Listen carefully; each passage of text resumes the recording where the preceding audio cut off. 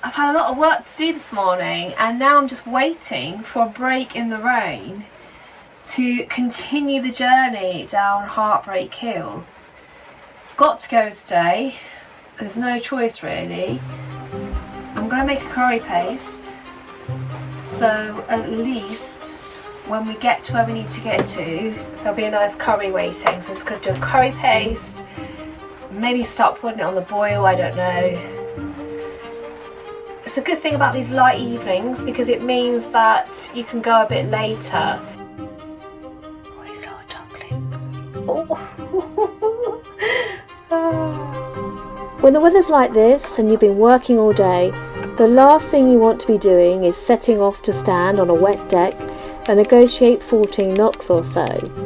But when you need to get water and be in a position before the next working week begins, you sometimes have no choice.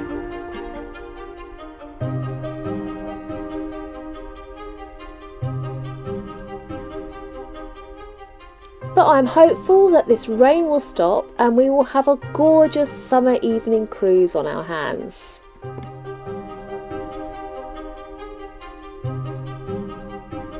So Zephyr and I are off to set the lock. Come on. They've got the right idea. Lock 53 is just a single lock. It's not set my way, so I'm just going to check there's no boats coming. Yeah, there's no boats coming. Who's going to be travelling this time in the evening and in this weather? But the locks are going to be against us, I think.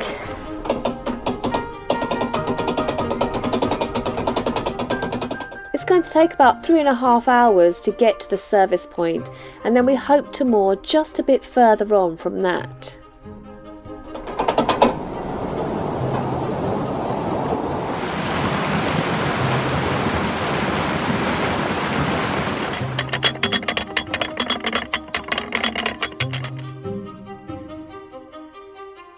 Sparrows up there are in full voice.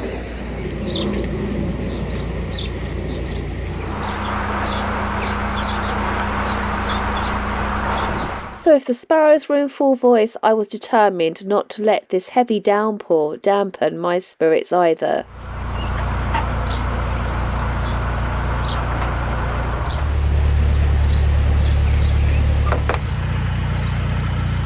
She did those well. Oh, crumbs. Extra careful because they're slippery. Extra good shoes on. Here we go. Right. Second lock. I will clean the camera in a minute. There you go, that's better. So you're all sorted. I was moored alongside what was a former salt works run by James Sutton, who was also a canal boat carrier and High Sheriff of Derbyshire. Today it's 4.5 acres of meadow and tranquil space.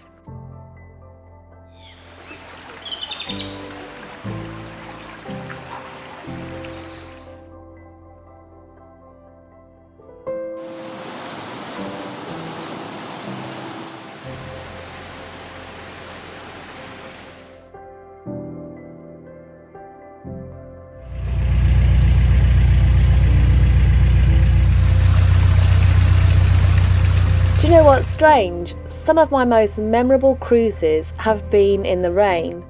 Like when Richard and Donna from the podcast Nighttime on Still Waters helped us through the Hatton flight New Year's Eve in 2022. And when we had a day when everything went wrong on our journey to Kidderminster. I don't know what happened to the sunshine, but we've got some nice refreshing rain. It's sleety.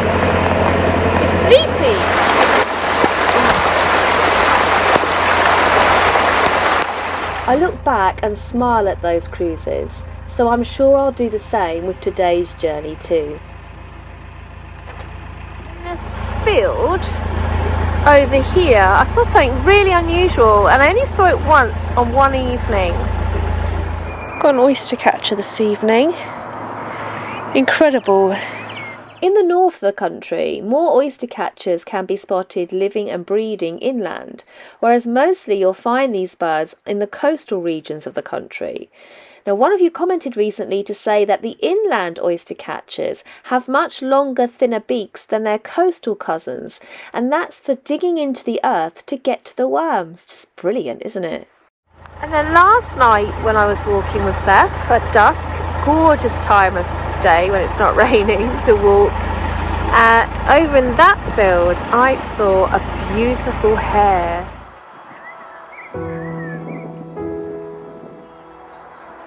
My goodness, it's so beautiful. Look at that. What a creature.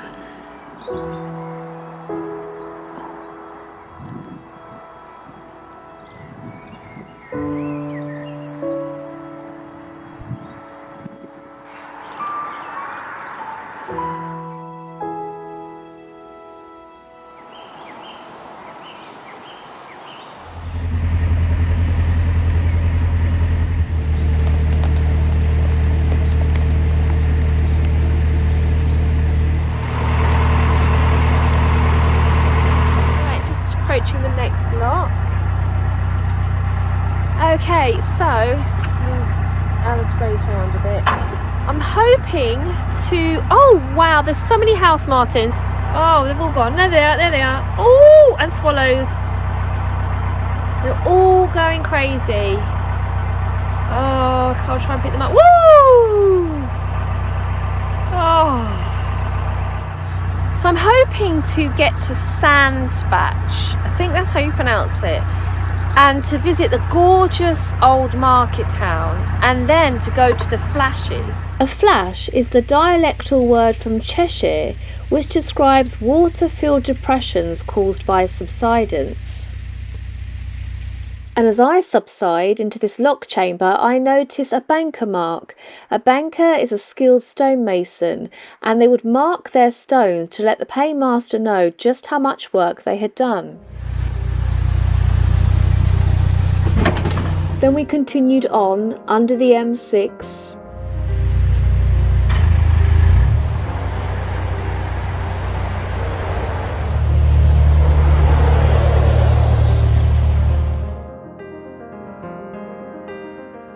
Past the little orchid flags, asking anyone with a strimmer to please spare their little orchid lives. These little flags are because there are orchids growing.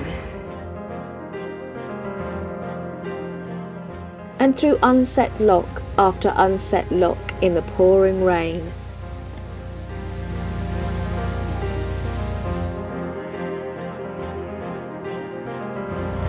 Eight locks left until the water point. Suddenly gone into steam.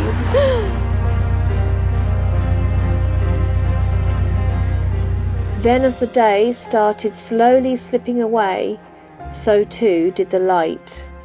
All these people in their boats, cosy and dry. Boats always look so beautiful in the evening with their lights on. Look at that's so cute.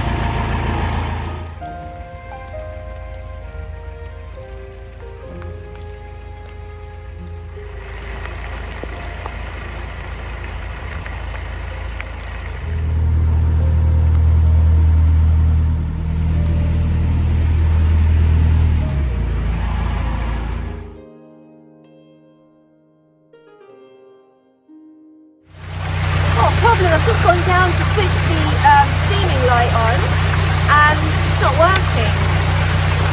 Must be a problem with the fuse. So hopefully the light will stay like this for us to fill up with water. I don't know otherwise what we're going to do, because we need our steaming light really, otherwise it's quite dangerous. Wouldn't it be lovely to be sat in that gorgeous lockkeeper's cottage right now with a hot cup of tea, a plate of biscuits and a warm pair of slippers on?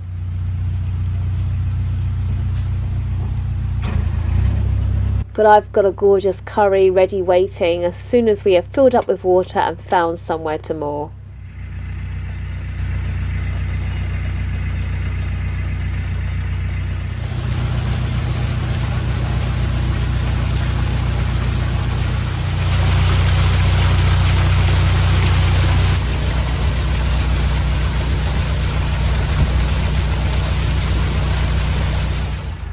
you have asked me, are you allowed to travel at night on a narrowboat? And interestingly, I read that it's actually prohibited on the River Wey, the Middle Level and Chelmer and Blackwater navigations. But that was from a report in 2016 by the Inland Waterways, so that could have changed. Some hire boat companies also do not allow anyone hiring a boat to cruise at night, but otherwise it's permitted. But what you're not allowed to do if you are stationary is run your engine or a generator from the hours of 8 p.m. until 8 a.m. the next morning.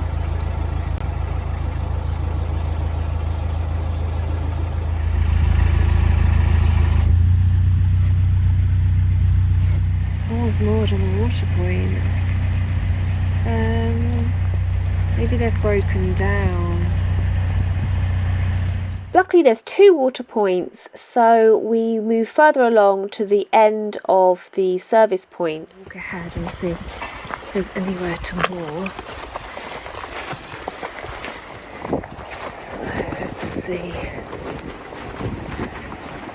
The plan is to get up at the crack of dawn again tomorrow to get a good position before my teaching begins. That'll be the thing. Okay, let's see. Some of these boats have really little pretty lights. Look at that. Looks like a flame. That's really pretty. Right, this is the plan. We decided that we couldn't keep moving because we didn't have a steaming light and it was too dark to move. It was dangerous. There was Armco just ahead of the water point. We were going to push the boat to the end of the Armco so it's completely free of the water point and another boat could get into that water point if they wanted to. But we were going to leave first thing in the morning, so probably no boats will arrive in that time. And also, if we did carry on further down, there was no Armco, so we'd have to start bashing pins in the ground and that would wake everyone up. So this was the best option, we thought. While the tank filled up with water, I got the curry going at 10 p.m. at night.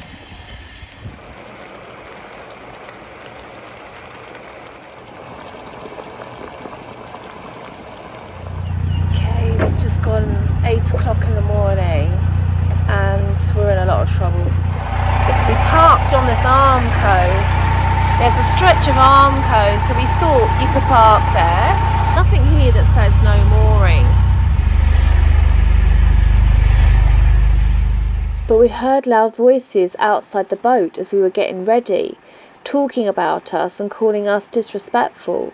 They also said they'd reported us to CRT, but we weren't blocking the water point and we weren't planning on staying. It really upset me.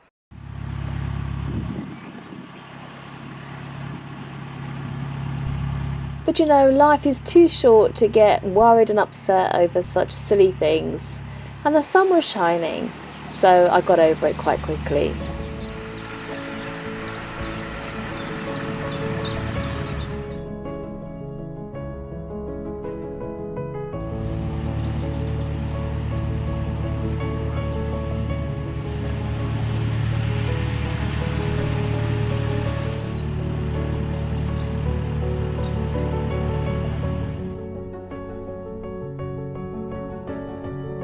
The sun is shining today and it's so different.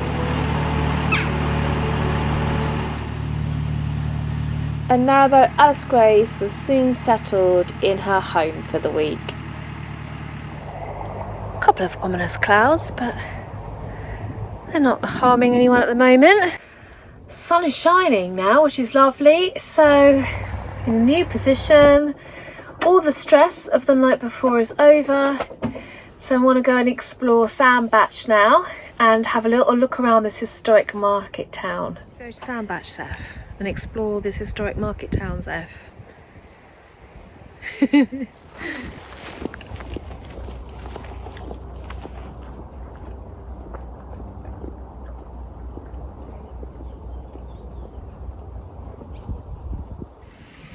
Today you can visit Sandbach and enjoy its local markets and historical architecture. It's well known for its production of heavy goods vehicles by Foden and ERF Truck. But travel back into its past and you will find the townsfolk here produce delicious beer and fine worsted yarns. Its coaching inns made it a welcome stop for travellers en route between London and Liverpool. But it dates back even further than that.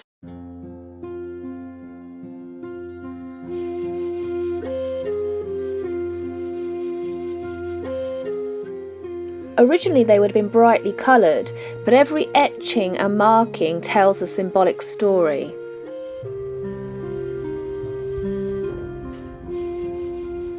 They're noted as being in the marketplace since 1585, but they were torn down by the Puritans in the 17th century and then rebuilt and patched up where the missing bits were in 1816.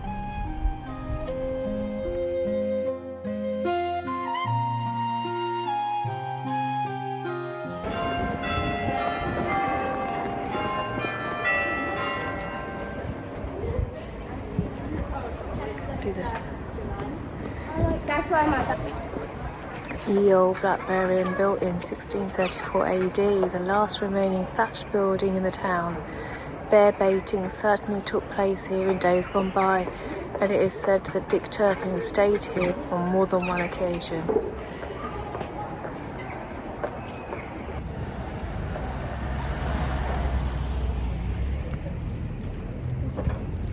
This is Old Hall Hotel, where in 1955 lunch was 35p and dinner 45p in today's money.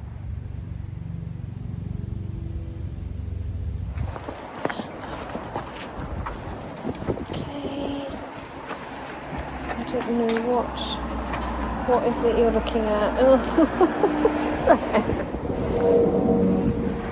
this is the Swan Hotel up ahead.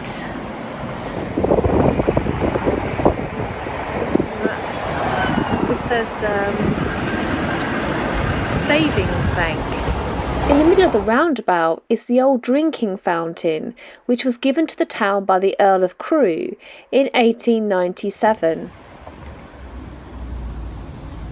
And as weary travellers, Zephyr and I were in the perfect place to find refreshments.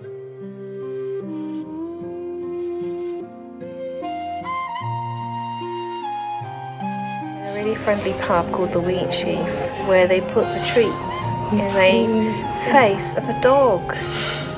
You've got to sit there, Seth. Okay. Meet the nose. Let's take the ear off.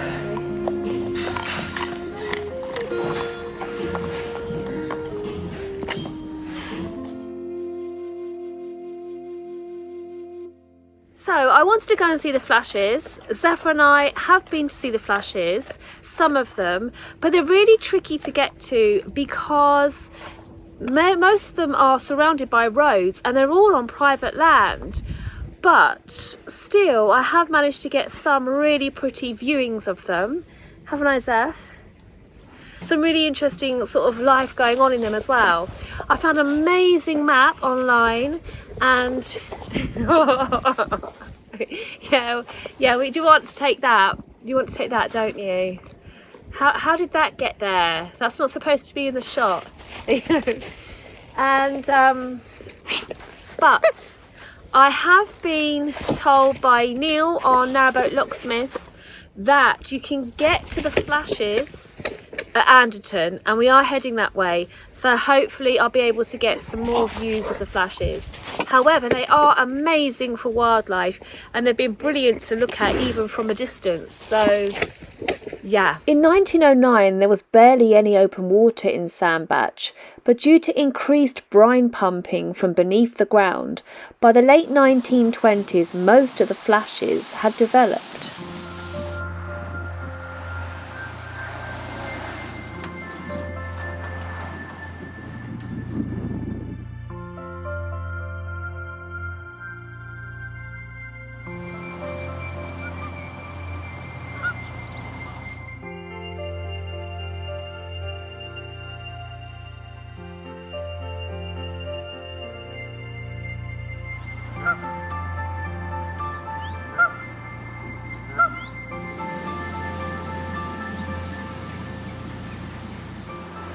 family of greylag.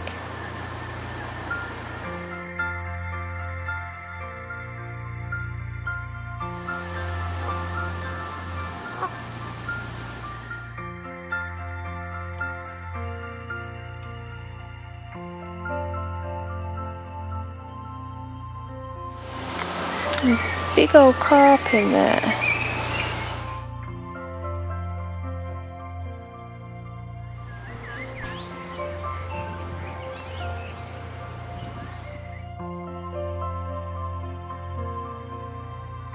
Shell duck. And the little ones.